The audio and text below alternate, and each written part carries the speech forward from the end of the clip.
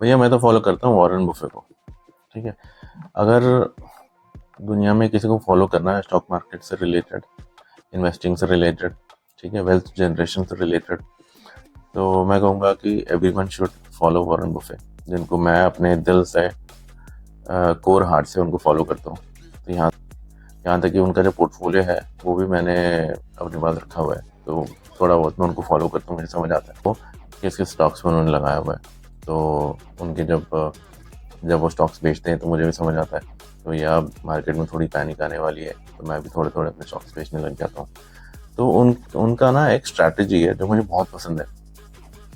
और most of जितने बड़े बड़े इन्वेस्टर्स हैं, राकेश झुनझुनवाला सर हैं, अपने केडिया सर हैं, तो ये सब उस चीज़ को जो मैं भी अपने इन्वेस्टिंग करियर में फॉलो करता हूँ। जब मार्केट फॉल होती है, एक बार वॉरेन बफेट को किसी ने पूछा था कि आप अपने आप को कैसे प्रिपेयर करते हो जब मार्केट फॉल होता है, जब क्रैश आता है। तो उन्होंने बोला कि भाई मैं अपने आप को प्रिपेयर नहीं करता, जब क्रैश आता है तो मैं बहुत खुश होता हूँ, क्योंकि उस टाइम जितने भी वैल्यूएबल स्टॉक्स है ना सस्ते प्राइस में मिलते हैं, तो उस टाइम पे मेरी सेल चल रही होती है, मतलब मेरे लिए मार्केट में सेल चल रहा है।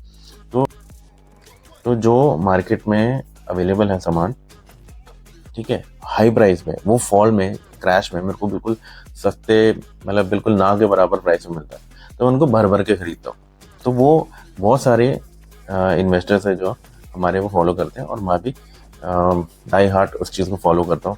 जब भी मार्केट गिरती है तो मैं पैनिक नहीं होता, क्योंकि मैंने अपना इमरजेंसी फंड अलग रखा हुआ है। ठीक है, और कुछ अमाउंट मैंने कहीं और रखा हुआ है कि कोई भी मेरी इमरजेंसी हो जाए, मैं वो दोनों जगह से मैं अपना इमरजेंसी फंड निकाल सकता हूँ।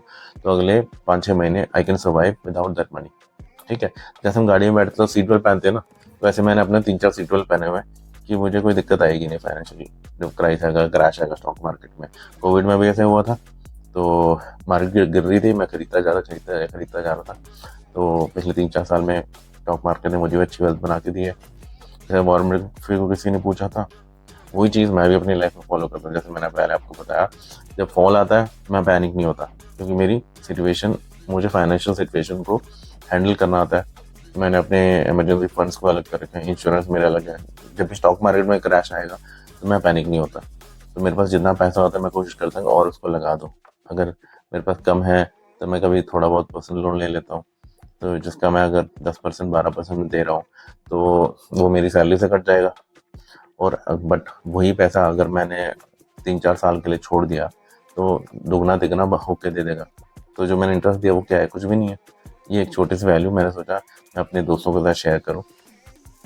तो इसको आप भी अपने लाइफ में इम्प्लीमेंट कर सकते हो। जब मार्केट गिरेगा तो पैनिक होने की ज़रूरत नहीं है।